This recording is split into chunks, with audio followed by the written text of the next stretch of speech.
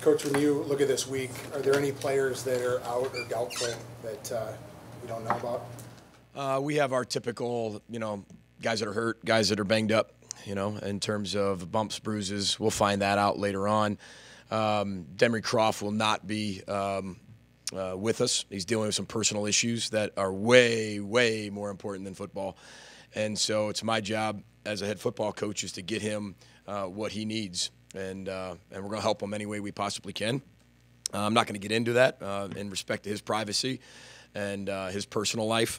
But like I said at the beginning, if you do not do the right things academically, athletically, socially, spiritually, and you do not uphold the high, high expectations of our culture on and off the field, you will not play. And it does not matter who you are. What have you learned about this team in the two games that you didn't know before the games? Yeah, I think that they're willing to change. I think they're willing to get better. I think we can take the issues that we have and focus their attention in on those, and they get better at them. If you look at the difference between game one and game two, it was a 17-7 win. We dropped 2 interceptions. We missed 2 field goals. We threw an interception in the end zone. There was a lot of things we didn't take advantage of that presented themselves.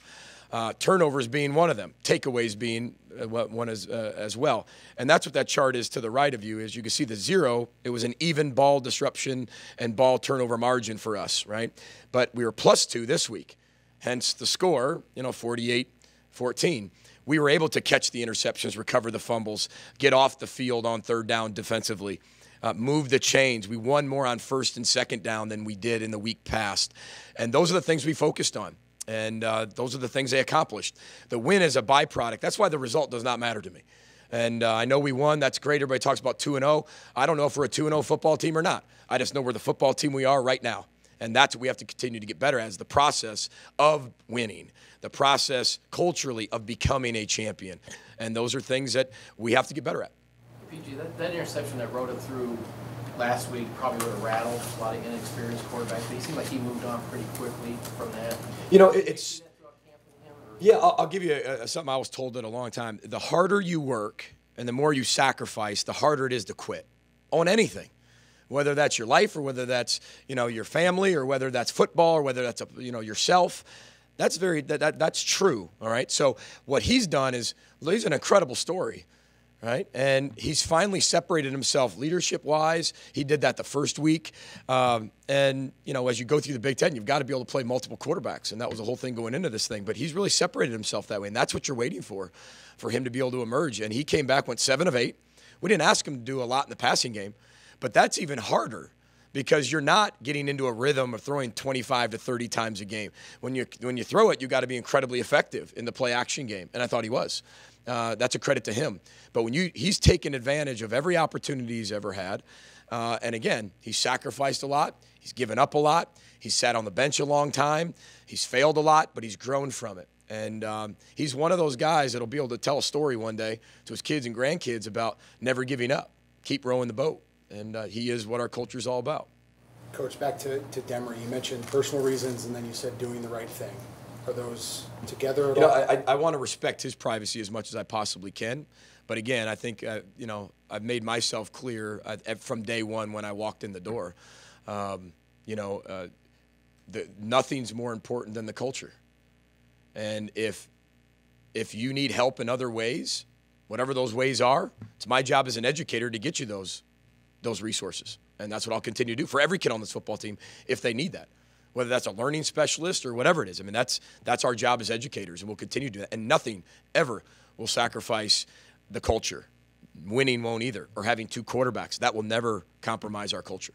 Coach, who was behind Connor, and what did you see in the film as to why Middle Tennessee was able to beat Syracuse? Well, Middle Tennessee, we'll start with them, is that, one, I know Coach Stockstill. I've known him for a long time. He's been there a long time. His son's the quarterback. Jimbo Fisher said it best, I think, in training camps. He said, if you have a tough quarterback, you have a tough team.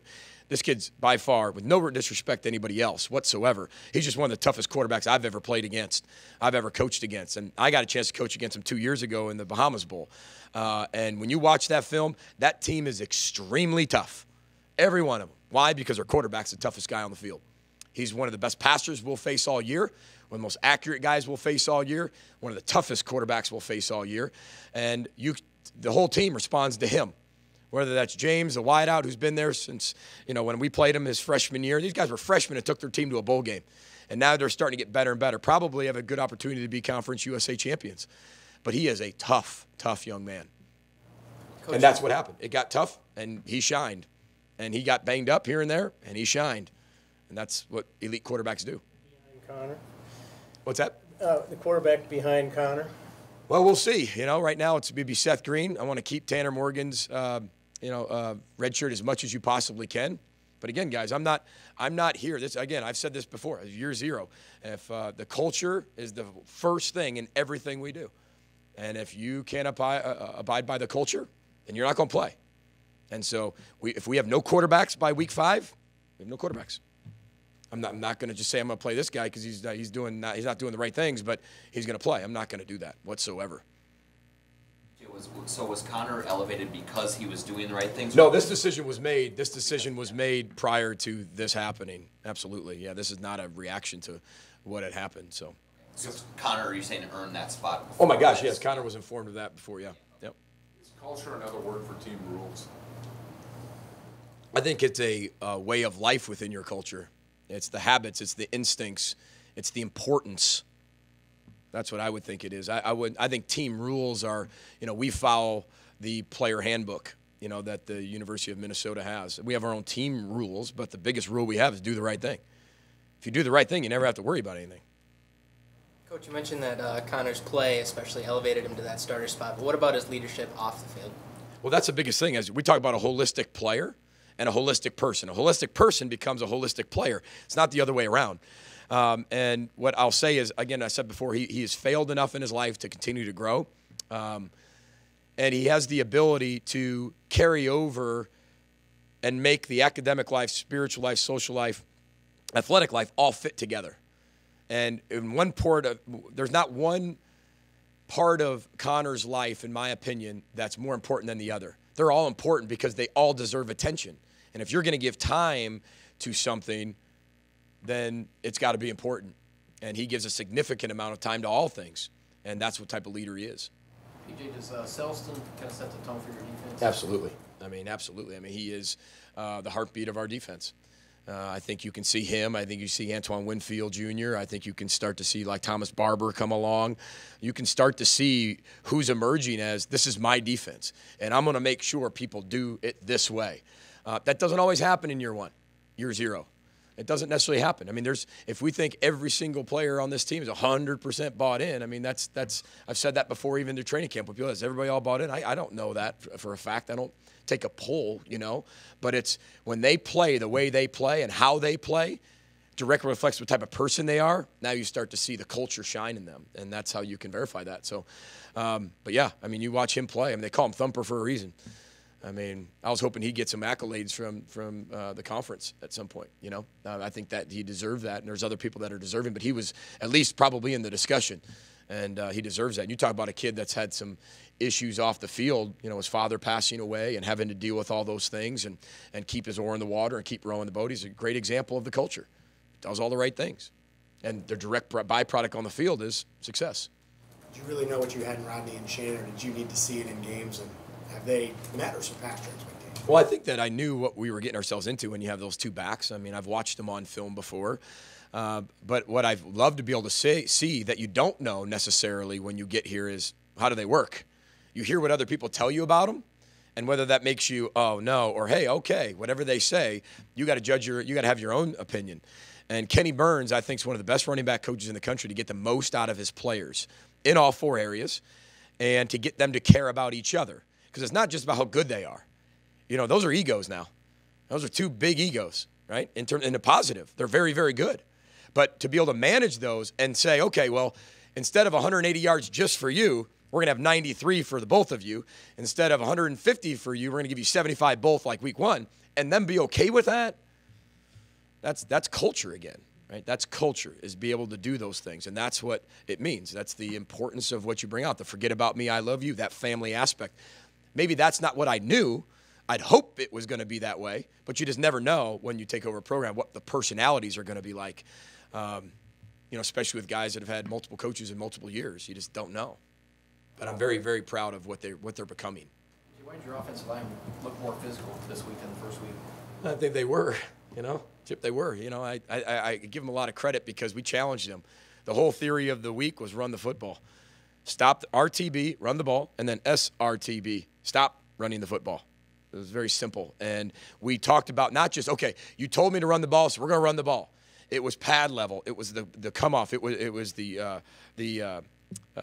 hips that we had to be able to get. It was the finishing of the blocks downfield. It was the pushing of the piles that you saw.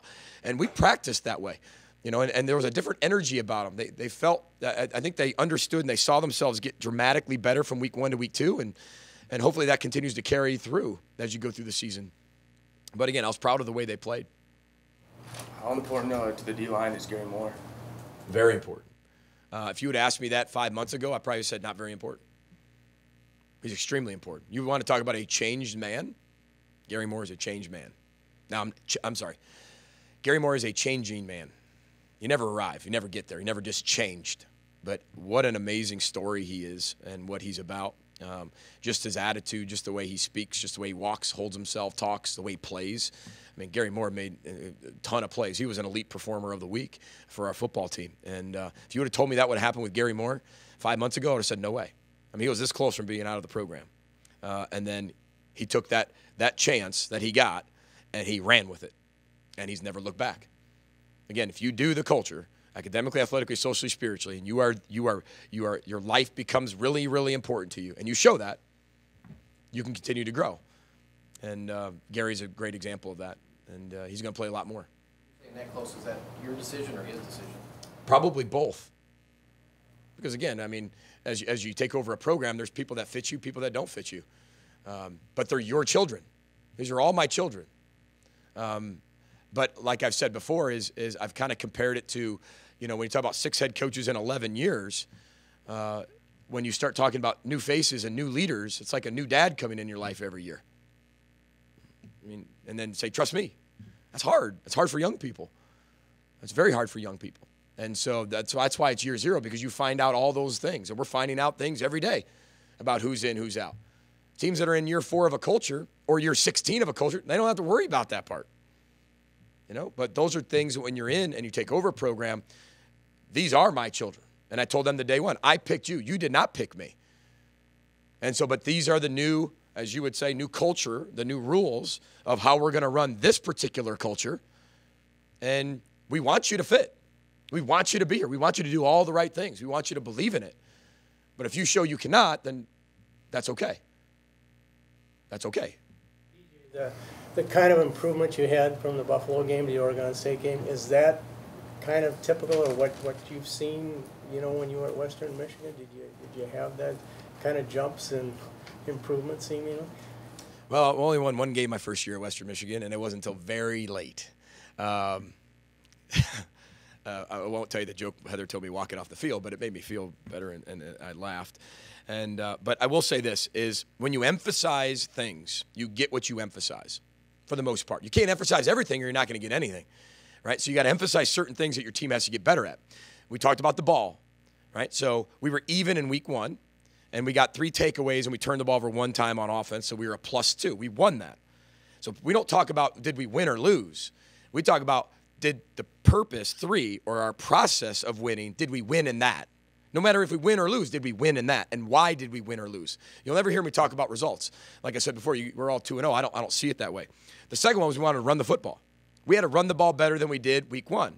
Well, we ran for 253 yards, and we had to stop the run, and because we knew that they would probably put it on the ground early, and they did, and they ran for 80 yards. So we did stop the run, and we did run the ball. And then we talked about being better on 1st and 2nd down. Remember, I think we all had that conversation last week. We weren't good enough on 1st down and 2nd down, so we weren't good enough on 3rd down. Well, our 3rd down was 9 of 13. But why was 9 of 13 the success? Because we were better on 1st and 2nd down this week. And those are the 3 things we emphasized. Shocker, we got better at them. It's like, and that was a message to all of them. Like, and Winston sits right there, and I always tell Winston, I said, Winston, coincidence? He goes, I think not. That's the way he said every time. He says it at least 3 times in every meeting because I bring up the coincidence factor. It's not a coincidence, right? There's nothing by coincidence. You either make it happen or you don't make it happen, whether that's your life, your personal life, or your football life. You either make yourself better or you don't. It's very simple. And we made ourselves better, and that's why we won 48-14. If we didn't make ourselves better in one of those 3 areas, it's either a closer game or we don't win. And that's how volatile winning really is. And that's why you never take a win for granted. And I never will. I vowed to myself at 0-8 or whatever I was when I was a first-year head coach, man, I will never, ever take winning for granted. And I still don't because I've learned it's the process, not just winning. You walk in and win. Everybody wants to do that. It's who does the process better and who's more, as you would all say, bought into everything. And that's the challenge you have with 17 to 22-year-olds every day. And that's why I'm in education, because I love it. Some people would never want to do this job. I love it. I love walking into year 1 and adopting all your children. I love that. That's exciting. Would you describe the offense? Say that again? Can a player without faith play for you? Absolutely, because the way we talk about spirituality is just believe in something bigger than yourself. That could be this water bottle. You know, that can be the team. Doesn't have anything to do with religion. But in terms of a player that does not believe in himself eventually, I don't think you can get a player to where he needs to be eventually without him believing, as you said, faith, belief in himself. So, yeah, but absolutely. Coach, how has the chemistry developed between Connor and Tyler Johnson, and now that he's the official starter, how is that relationship going to go forward? I don't think that necessarily changes. Just like when you play multiple quarterbacks, I don't think that necessarily changes. We talk about every ball is an elite ball if it's thrown to you. So if it's thrown to you, how many opportunities you get to catch a ball? It's not your judgment to say, oh, it was a little off center. It was a little low. Your job is to catch the football. Because the program, everything, the state of Minnesota, the University of Minnesota, right? The row the boat culture, all of our fans, all of our alum, all of our media, everybody. Here comes all of it. And if it's just a little off, so what? You got to protect it. You got to catch it. Every ball's an elite ball. So I don't think that has to do in terms of we don't have that position right now. At times I wish we had the position of, okay, well, this is going to be our 4-year starter. We're not in that position yet. In a few years, maybe we will be. But we don't have that yet. So you've got to do your job to make whatever you have fit to the best of its capabilities and continue to change its best every day and make it better. That's what coaches do. Take things from where they are right now and take it to where it needs to go.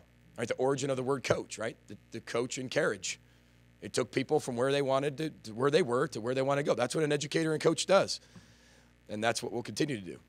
Coach, one or two more. Andy, sure. go ahead. Coach, when you look at the offense, you described it as basic against Buffalo. How would you kind of describe it against what you tried to do against Oregon State? Less basic. Because again, as you go through a culture, you will eventually, right, recruit to your system. That's harder to do when you take over a program. You adapt your system to your players, and the good thing is they've done a tremendous job adapting to it. But again, being able to give them everything, I think that's foolish. That's taking a square peg and jamming it into the round hole and just say, get in there. Just get in there. I won't. And but that's not what this is about. I'd be foolish. What they can handle is what we'll give them. Week 1, we wanted to establish the inside zone. Win or lose, Andy, that was not what I was concerned about. We're going to establish the inside zone because that is our staple. That'll be a staple as long as I'm your head football coach. So we had to establish that because there's going to be a time that's what we need to call and we need to get 2 yards. And that's our bread and butter or whatever it is. I mean, that's why we have to do those things. And I felt our defense in week 1 was playing well enough to do that. I didn't care about the score or you want to win the game, yeah, and I didn't feel like we had to score 3 more touchdowns to win the game. If I felt that way, we wouldn't have continued to do that. In week 2, we did what we had to do to win the football game. Remember, it was 17-14 at halftime. We made some adjustments here and there, but then they came out, and they just continued to play at the level they were playing. If not, they played at a higher level. And I hope that when guys that were there, ladies that were there, you got a chance to see the energy. But remember, what else did we work on? Sideline energy. Remember, we talked about our 10-minute period? Well, I think we were way more energetic and into the game, holistically, collectively. than we ever have been, even in practice. And look what happened. Coincidence, Winston? I think not. Is there a comparable receiver to Richie James that you've seen before? You compare him to? Great question. I'll have to go back. The hard part is giving comparisons, because then that's what comes to Coach Fleck said. He's like this guy, and then that guy thinks he's better, and then I don't necessarily want to do that. He's just one of the best players I've ever watched on film as the slot receiver. But they don't even put him in the slot. Put him in the backfield. They put him at 1. They put him in the slot. They put him at number 3. They run screens to him. They run verticals. They're going to get the ball to James. That's a no-brainer. How they get the ball to James, that's what we have to be able to defend and figure out.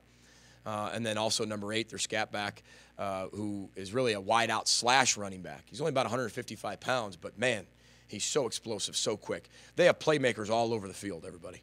I mean, you're going to see these guys fly around, and you're going to be like, wow. I mean, it is a wide-open offense.